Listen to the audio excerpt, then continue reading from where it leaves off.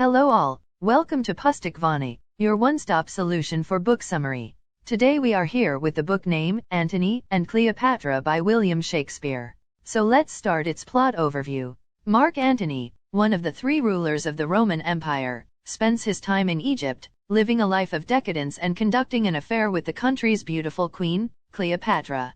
When a message arrives informing him that his wife, Fulvia, is dead and that Pompey is raising an army to rebel against the triumvirate, Antony decides to return to Rome. In Antony's absence, Octavius Caesar and Lepidus, his fellow triumvirs, worry about Pompey's increasing strength. Caesar condemns Antony for neglecting his duties as a statesman and military officer in order to live a decadent life by Cleopatra's side. The news of his wife's death and imminent battle pricks Antony's sense of duty, and he feels compelled to return to Rome. Upon his arrival, he and Caesar quarrel, while Lepidus ineffectually tries to make peace.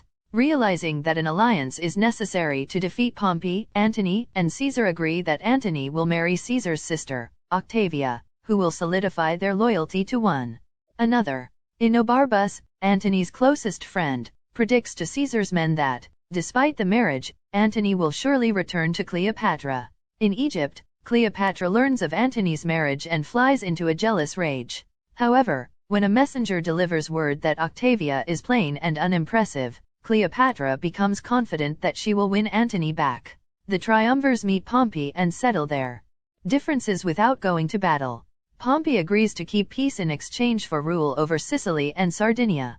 That evening, the four men drink to celebrate their truce. One of Pompey's soldiers discloses to him a plan to assassinate the triumvirs, thereby delivering world power into Pompey's hands, but Pompey dismisses the scheme as an affront to his honor. Meanwhile, one of Antony's generals wins a victory over the kingdom of Parthia. Antony and Octavia depart for Athens. Once they are gone, Caesar breaks his truce, wages war against Pompey, and defeats him. After using Lepidus's army to secure a victory, he accuses Lepidus of treason, imprisons him, and confiscates his land and possessions. This news angers Antony, as do the rumors that Caesar has been speaking out against him in public. Octavia pleads with Antony to maintain a peaceful relationship with her brother. Should Antony and Caesar fight, she says, her affections would be painfully divided. Antony dispatches her to Rome on a peace mission, and quickly returns to Egypt and Cleopatra. There, he raises a large army to fight Caesar, and Caesar, incensed over Antony's treatment of his sister, responds in kind. Caesar commands his army and navy to Egypt. Ignoring all advice to the contrary, Antony elects to fight him at sea, allowing Cleopatra to command a ship despite Enobarbus's strong objections. Antony's forces lose the battle when Cleopatra's ship flees and Antony's follows, leaving the rest of the fleet vulnerable. Antony despairs, condemning Cleopatra for leading him into infamy but quickly forgiving her. He and Cleopatra send requests to their conqueror. Antony asks to be allowed to live in Egypt, while Cleopatra asks that her kingdom be passed down to her rightful heirs. Caesar dismisses Antony's request, but he promises Cleopatra a fair hearing if she betrays her lover. Cleopatra seems to be giving thought to Caesar's message when Antony barges in, curses her for her treachery, and orders the innocent messenger whipped. When, moments later, Antony forgives Cleopatra, Enobarbus decides that his master is finished and defects to Caesar's camp. Antony meets Caesar's troops in battle and scores an unexpected victory. When he learns of Enobarbus's desertion, Antony laments his own bad fortune, which he believes has corrupted an honorable man. He sends his friend's possessions to Caesar's camp and returns to Cleopatra to celebrate his victory.